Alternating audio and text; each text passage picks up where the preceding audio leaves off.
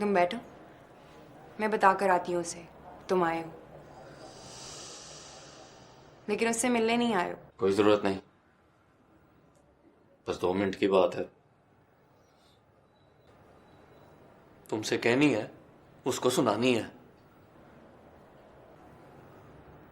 बैठकर सुनो।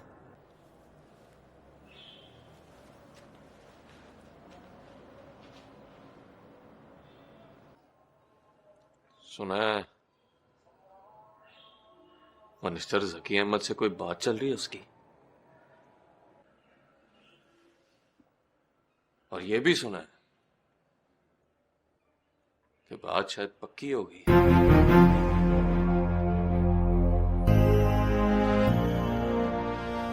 मेरी तरफ देखो, समझा दो उसे, अच्छा आदमी नहीं है वो। कोट पैंट टाई लगा के मिनिस्टर की कुर्सी पर बैठता है, पर छोटी जात का बड़ा गुंडा है वो।